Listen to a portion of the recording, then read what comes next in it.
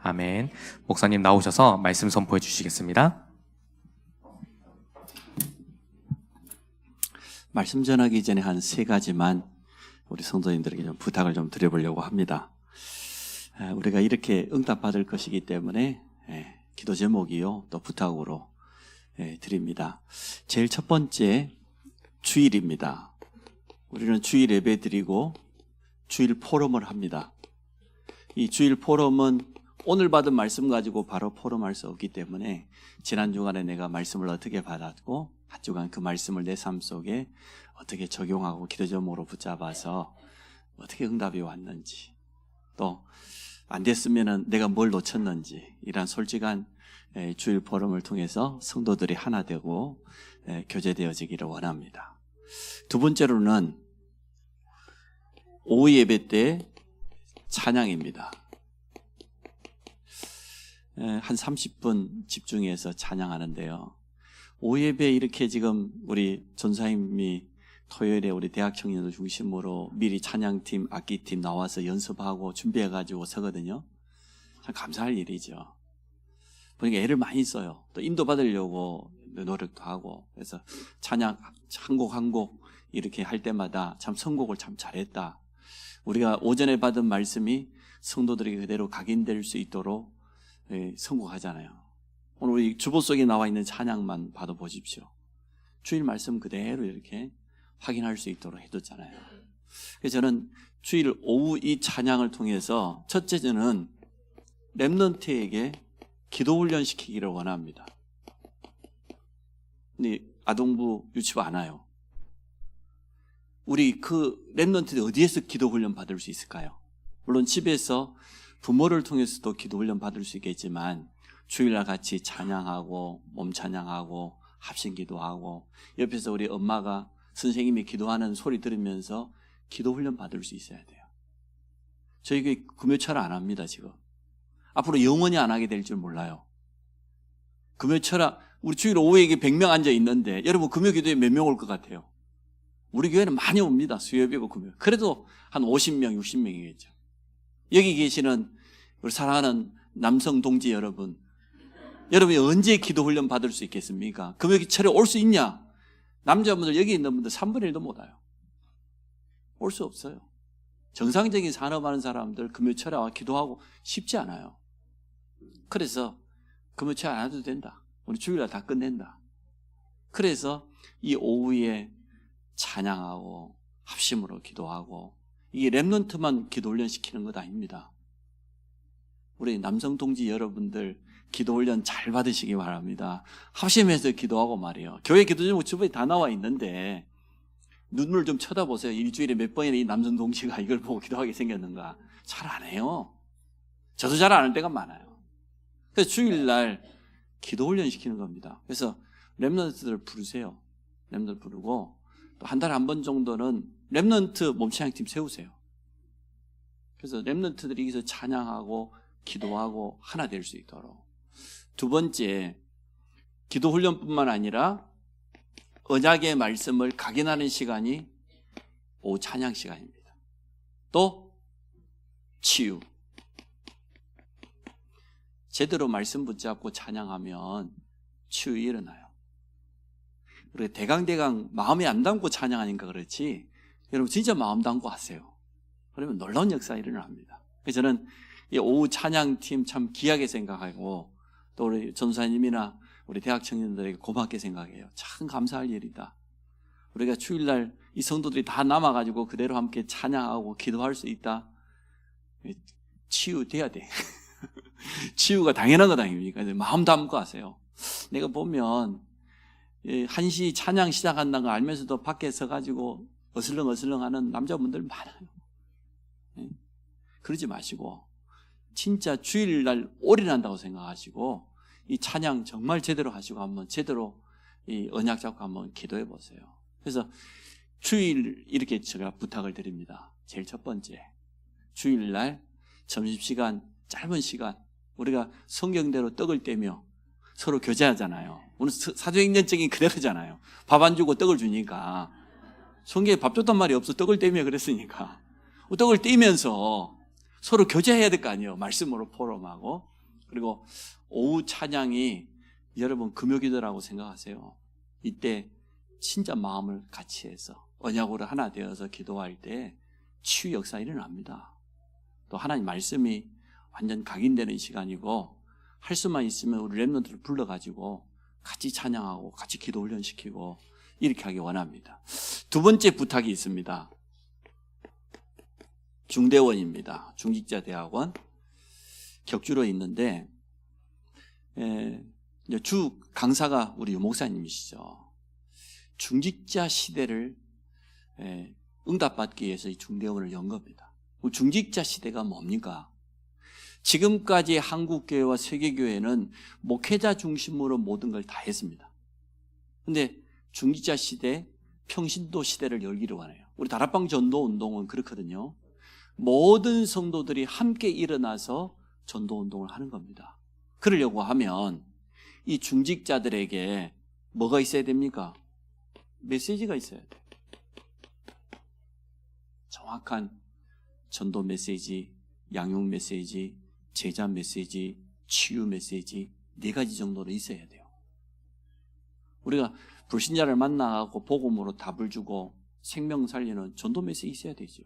그 이 사람 생명만 얻을 뿐이 갓난아기란 말이에요. 갓난아기는 먹여주고 입혀주고 재워주고 다 해줘야 돼. 양육 메시지 있어야 돼.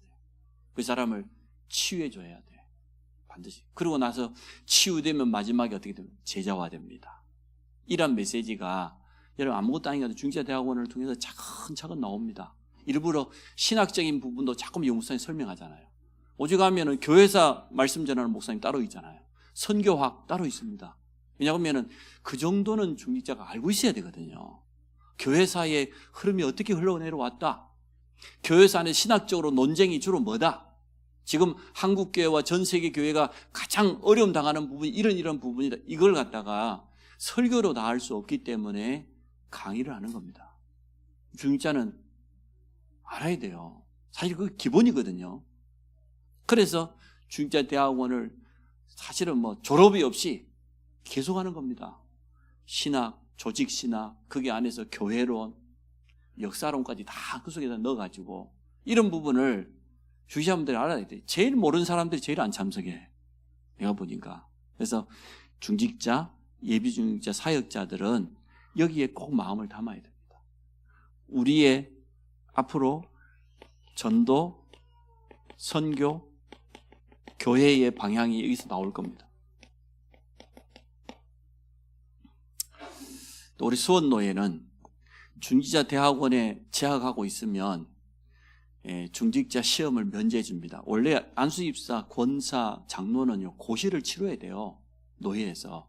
근데 중직자 대학원에 재학만 하고 있으면 고시, 면제, 오로지 면접만 봅니다. 참 감사하지요. 저희 내년에는 제가 무슨 일이 있어도 임직할 겁니다.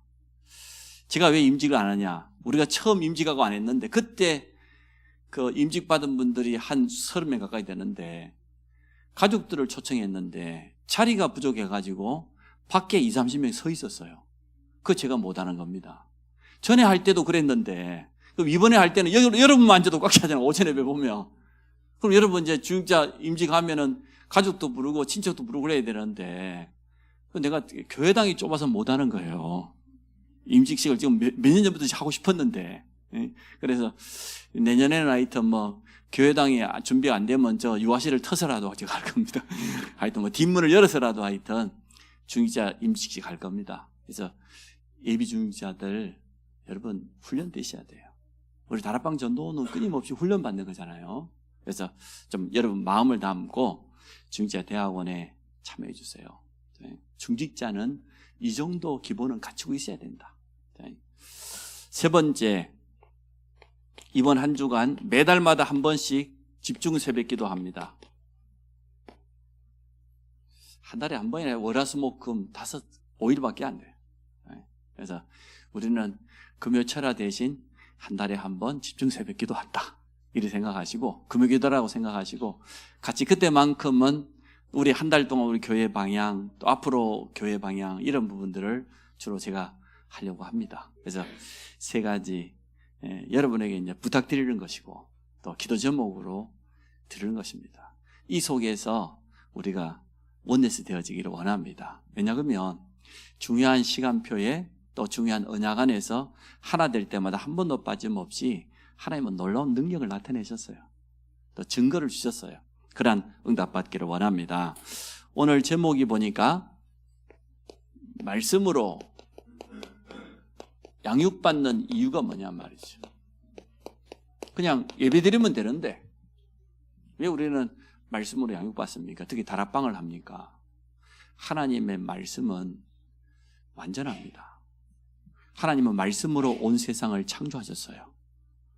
태초에 하나님이 천지를 창조하셨는데 영어 성경에 보니까 코스모스예요. 온 우주를 창조하신 거예요. 그죠? 근데 그 하나님의 말씀은 성취됩니다.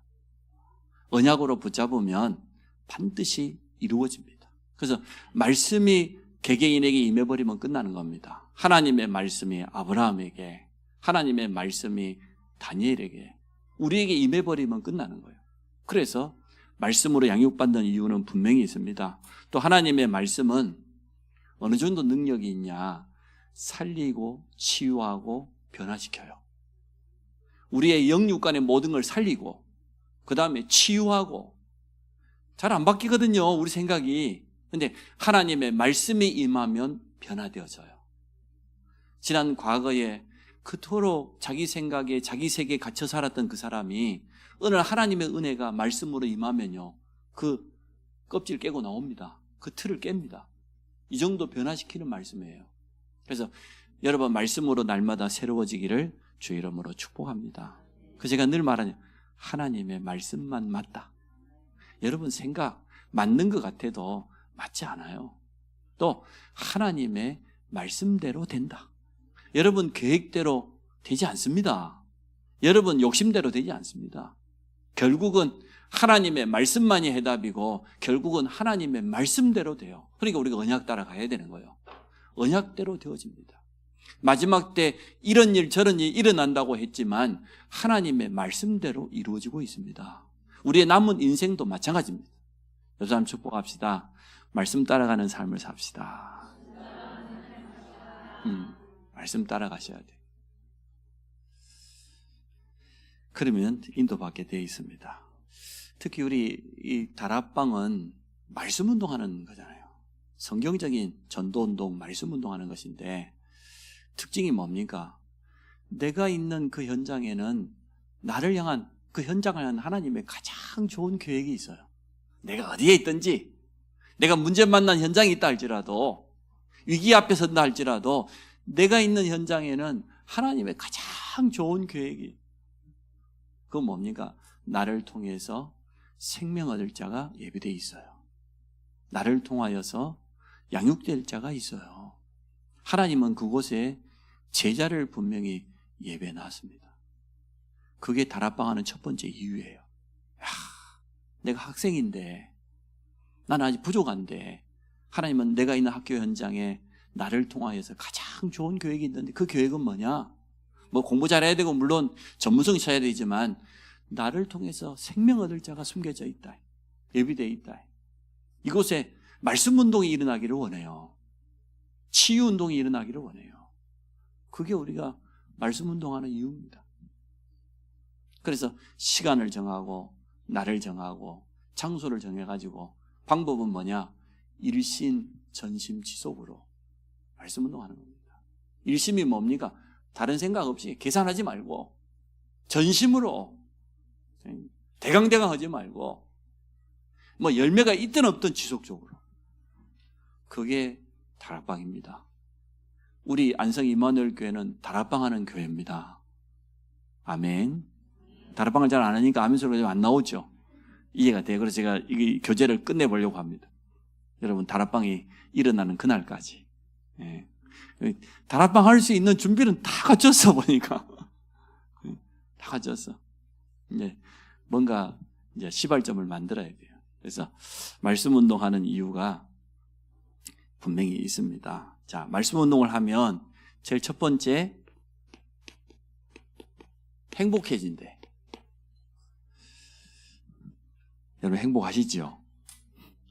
미안한 줄 아닙니까? 말씀 운동을 안 해서 그래요. 말씀 운동을 안 해서 행복이 있지만은 그 행복이 제한적인 행복이라. 부부간의 사이 좋은 거, 우리 좀 일이 좀 잘 풀리는 거, 건강 회복하는 거, 그게 행복에 답니까? 그럼 불신자가 우리하고 뭐가 다르지요? 불신자가 더 낫지. 불신자가 가진 게 더 많은데. 근데 말씀 운동을 하면 행복해지는 이유가 뭐냐 그러면 말씀 속에서 답이 나오기 때문에 그래요. 답이 안 나온다면 어떻게 행복해지겠어요? 우리가 말씀 운동을 통해 상대방에게 답을 줘봐요. 그 사람은 인생에 완전 답 없죠. 행복해지겠죠. 우리 인간은 영혼을 가지고 영적 존재지요. 그러나 육신도 가지고 있습니다. 보통 그 철학적으로 또 신학적으로 이분법, 삼분법 이렇게 표현을 합니다. 인간은 영혼과 육신을 가지고 있다. 또 삼분법 뭡니까? 영혼과 육신뿐만 아니라 정신세계를 가지고 있다. 그러나 아마 신학적으로 가장 맞는 건 이분법인 것 같아요. 우리 인간은 영혼과 육신을 가지고. 그러나 치유라고 하는 관점으로 보면 정신세계를 절대로 빼놓을 수가 없어요. 앞으로 일어나는 병은 무슨 병입니까? 정신병이요. 영적 문제라. 영적 질병이라. 그래서 치유라는 관점으로 보면 어쨌든 삼분법이 참 맞아요. 성경에는 이분법인 것 같기도 하고 삼분법인 것 같기도 하고 그건 중요하지 않는 것 같아요. 그러나 분명한 것은 우리는 하나님의 형상을 가진 영적 존재다. 맞죠? 그러나 우리는 영만 가지고 있는 게 아닙니다. 육신을 가지고 있어요.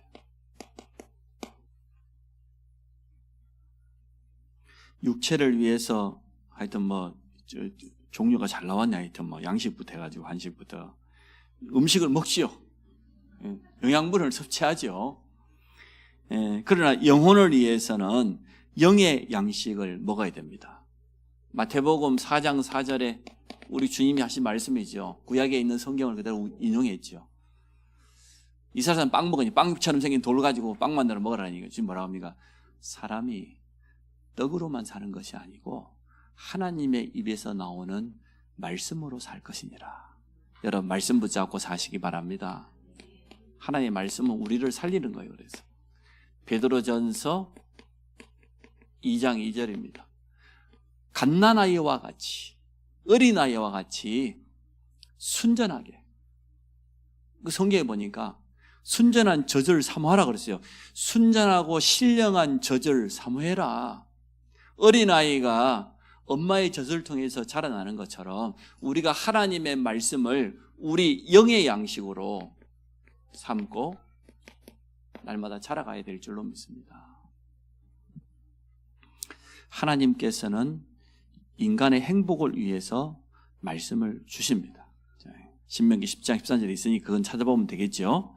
그리고 세 번째, 인간은 하나님의 말씀을 가까이 해야 되는데 어느 정도 가까이 해야 되냐? 요한계시록 1장 3절에 보니까 이 예언의 말씀을 읽는 자가 복이 있다. 또 듣는 자가 복이 있다. 그 가운데 기록된 것을 지키는 자가 복이 있다. 여러분 다 지켜요? 못 지켜요? 1000분의 1, 10,000분의 1도 우리 못 지켜요. 그렇지만 믿을 수는 있잖아요. 우리가 말씀 그대로 살 수는 없지만 하나님의 말씀을 믿습니다. 그렇죠? 하나님의 말씀을 언약으로 붙잡을 수는 있습니다. 어느 날 역사 일어날 겁니다. 여러분 말씀 다 지키려고 하면 힘들어요. 한눈 하나도 못 팔아요. 24시간 눈 뜨고 살아야 돼. 그러니까 말씀 다 지키지 마시고 여러분 말씀을 사랑하시기 바랍니다. 말씀을 읽고 듣고 지켜보려고 조금 발버둥만 해요. 하는 척만 해도 하나님은 축복하셔요. 안 그렇던가요? 대학생은 느끼죠? 전도도 아니야 사실은. 가서 확인만 하고 왔어. 응? 중앙대 가서 한 학기 확인하고 또 이번에 이제 무속인 현장 가고 흉내만 내도 여러분 복 받아요. 하나님은 참 사랑의 하나님이에요. 자, 그 증인들이 많이 있습니다. 하여튼 그거는 읽어보시기 바랍니다. 한마디만 더 성경 말씀을 예를 들어본다고 하면요. 무리들이 다 주님을 떠났습니다. 무리들이 주님 따라다니는 목적은 의식주가 해결될 수 있잖아요. 아니 오병이어입니다. 보리떡 5개 물고기 2마리 가지고 4,000명 5,000명을 먹이고도 12광주리가 남았으니까 그 시대의 그 어려운 시기에 그 수많은 수천 명의 무리들이 주님을 따라다녔어요. 의식주가 해결돼. 근데 그 사람들이 거기에 대한 동기가 만족되니까 다 떠나갈 때 주님이 제자들에게 묻습니다. 너희도 나를 떠나려느냐? 그때 베드로가 뭐라고 했어요? 영생의 말씀이 주께 있사오니 우리가 어디로 가리오니까? 여러분, 말씀 속에 있으시기 바랍니다. 그 말씀은 행복해져요. 말씀을 양육받는 사람도, 쉽게 말하면 사역자도 대상자도 행복한 거예요. 말씀 운동의 행복을 여러분 되찾으시기 바랍니다. 그렇지 않으면 자꾸만 다른 데서 행복을 찾아야 돼요. 자꾸만 여기저기 기웃기웃해야 돼. 그 필요 없다는 게 아니고 이 우선순위를 우리가 회복하기를 원합니다. 자, 두 번째, 믿음이 생기죠. 오늘 로마서 10장 17절 말씀을 우리가 읽었습니다. 믿음은 들음에서 나고 뭘 들어야 되냐? 그리스도의 말씀으로 말미암느니라. 그렇습니다. 우리가 말씀을 청취하고 묵상하고 암송하는 이유가 여기 있는 거죠. 하나님의 말씀이 우리에게 든든한 믿음으로 자리 잡기 위해서. 사기꾼의 말도 계속 들으면 넘어갑니다. 사기꾼 말을 믿으니까 그렇죠. 복음의 말씀도 계속해서 들으면 틀림없이 믿음이 생깁니다. 그래서 사람의 말로 듣지 말고 우리가 예배 때 하나님의 음성으로 그렇게 들으면 됩니다. 자, 승리의 공식을 설명했어요. 두 번째 보니까 1번하고 위에 있는 거하고 그대로지요.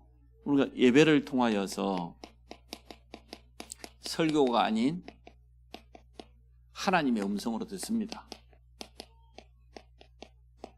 그러면 이것을 진짜 묵상을 통하여서 하나님이 내게 주신 분명한 언약으로 또 한 주간 동안 도전해야 될 미션으로 또 때로는 분명한 기도 제목으로 이렇게 잡게 되죠. 우리 설교 끝나자마자 바로 잡으면 좋지만은 주일 포럼이 필요한 이유는 좀 묵상을 통해서 집사님은 저렇게 말씀을 받았구나. 우리가 서로 포럼해 보면요 굉장히 도움돼요. 저도 일주일에 한 번씩 우리 자녀들하고 가정예배 드리는데 주로 떨어져 있으니까 줌을 가지고 하거든요. 근데 그때에 기도 제목 하나씩 내놓는 거 보면 또 말씀 포럼 하는 거 보면 도움이 참 많이 돼요. 우리 가족들이 이렇게 말씀을 받고 적용하고 있구나 깨닫게 되어지죠. 그래서 주일 포럼은 꼭 필요합니다. 그리고 여러분에게 굉장히 도움될 겁니다. 또 새 가족들은 이렇게 말씀을 받아야 되는구나 깨닫게 되겠죠. 그러고 나면 이제는 이 부분이 확정되어지면 그거 가지고 매일의 삶 속으로 들어가면 여기까지 가기 원해요. 주일 포럼이 3원으로 오늘의 말씀, 오늘의 기도, 오늘의 전도로 이렇게 붙잡아버리면 끝나요. 이게 잡아지면 제가 5절의 마지막에 결론에 말했던 3집중이 되는 겁니다. 아침 시간에는 기도로 힘을 얻고 저녁 시간에는 말씀으로 답을 찾고 낮에는 일어나는 모든 것을 말씀을 적용하면서 응답받아 가기를 원합니다. 자, 세 번째 보니까 말씀을 양육받는 방법에 대해서 말했습니다. 물론 현장에서는 다락방을 통해서 정확한 답을 주고 또 치유하고 양육해가지고 교회화시켜야죠. 두 번째, 이 사람이 교회화되었을 때 이제 예배 때 나온다는 얘기죠. 이 사람이 예배 드렸다고 해서 그 말씀을 다 알아듣냐? 그렇게 어려워요.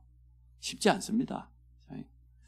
제가 다락방 교회를 95년 1월 1일부로 갔는데요. 그러면 이제 제가 94년 늦여름부터 이렇게 다락방을 접해서 복음편지 한 권을 양육받았단 말이에요. 그래서 저는 그때 이미 15년, 20년 동안 기존 교회에서 종교 생활을 했기 때문에 성경도 알고 성경의 내용도 알고 쉬웠어요.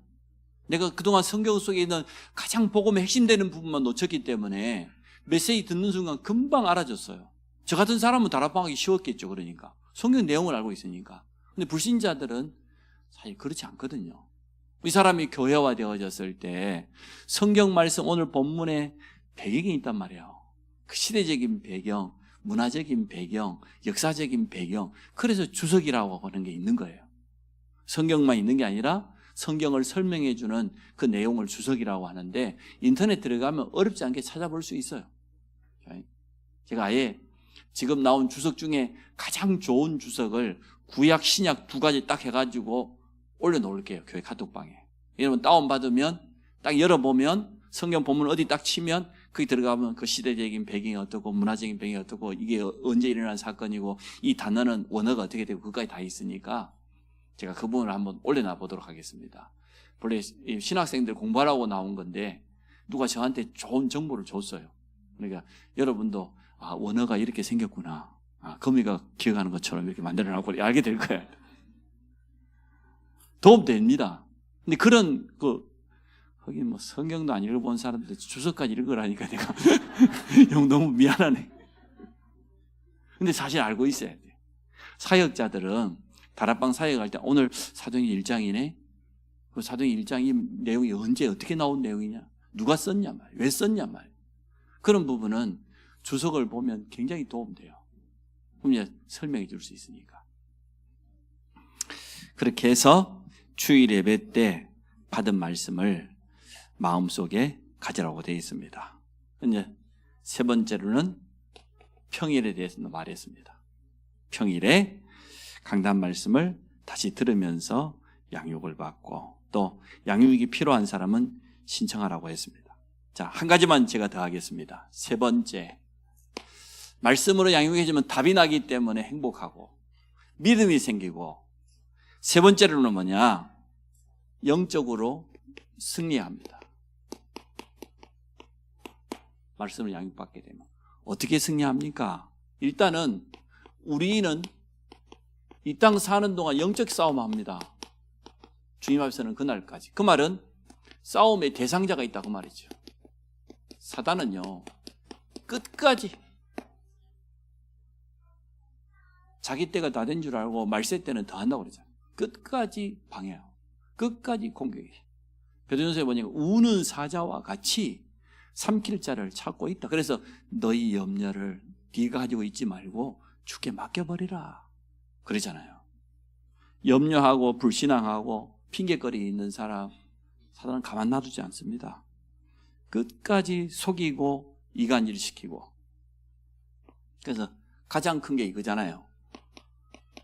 창세기 3장 나 중심. 이게 얼마나 강한지 몰라요. 창세기 6장 11장 뭐 많이 있지만 사단의 12가지 전략 가운데 가장 큰 게 뭐예요? 나 중심이야. 내가 좋아야 돼. 내가 원하는 대로 돼야 돼. 내 주장대로, 내 생각대로. 여러분 가지고 있어요? 안 가지고 있어요? 다 가지고 있어요. 거기에 누가 이렇게 건들면 발끈합니다. 우리 가족 건들지 마. 그런 식이라. 이게 얼마나 무서운지 몰라요. 우리 교회는 이거 깨뜨려야 돼요. 완전 무너뜨려야 돼. 우리는 나가 아닙니다. 하나님 중심입니다. 복음 중심입니다. 교회 중심입니다. 그래야 될 거 아닙니까? 얼마나 교회에 주의 일하는데 방해되는지 몰라요. 근데 이게 굉장히 강해요. 다 그대로 자리 잡고 있어. 이거 깨뜨려야 돼. 이게 사단의 공격의 통로이기 때문에 그렇습니다. 두 번째, 영적 싸움에 무기가 있어요. 이게 하나님의 말씀이야. 우리 주님도 말씀으로 다 승리했던 것처럼 말씀으로 완전 승리할 수 있습니다. 그래서 어떻게 해야 되냐? 언약이 분명해요. 하나님 말씀의 언약을 확실하게 붙잡고 있으면 속지 않고 흔들리지 않습니다. 또 나 중심이 아닌 언약으로 하나 돼야 돼요. 그때마다 놀라운 기적이 일어났습니다. 자, 세 번째, 말씀 운동하면 증인이 되어집니다. 증거가 오기 때문에 올 수밖에 없죠. 그래서 우리는 뭡니까? 해답 가진 자고, 두 번째로는 해답 주는 자입니다. 말씀 운동을 통해 당연히 일어나겠지요. 치유와 양육. 나중에는 또 다른 재생산이라고 하는 제자를 찾게 되겠지요. 나와 같은 그러한 제자를 남기게 되는 이러한 증인으로 우리가 쓰임받게 될 겁니다. 그래서 말씀 운동은 꼭 필요합니다. 반드시. 사람들이 해답이 없어요. 오랫동안 교회 다닌 사람일수록 더 해답이 없어요. 불신자가 해답 없는 건 당연한데 얼마나 해답을 찾다가 적그리스도 이단에게 넘어갔겠습니까? 그 사람들이 답을 찾다가 넘어갔지 답을 안 찾는 사람은 그 넘어가겠습니까?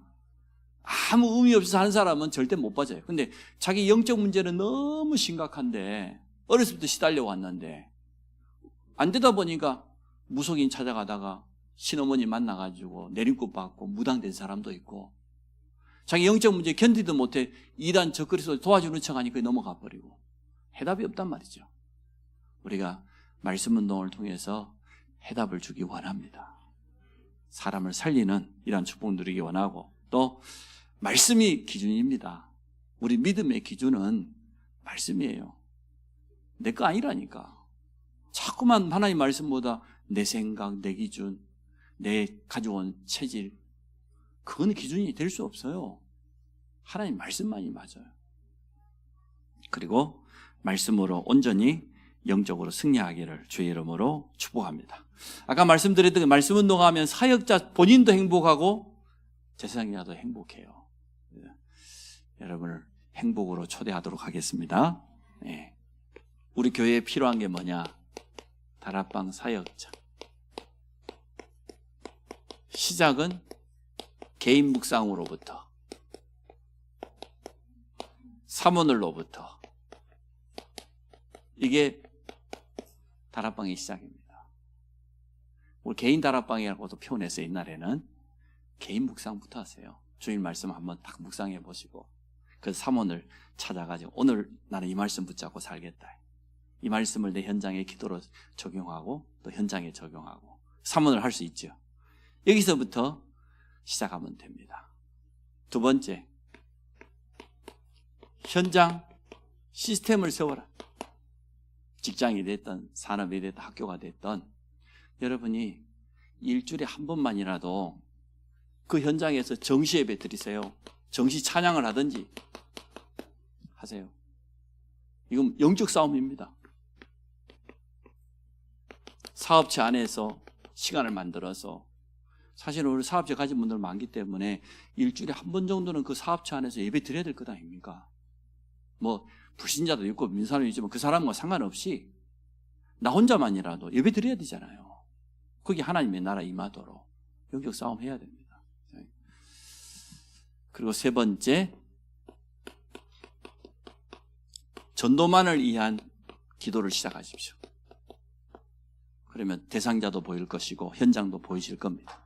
다른 거 말고 오직 전도만을 위한 기도. 내 현장을 놓고 이렇게 영적 싸움 하시면 여러분이 다락방 사역자가 되는 그런 행복한 전도자의 삶을 살게 될 줄로 믿습니다.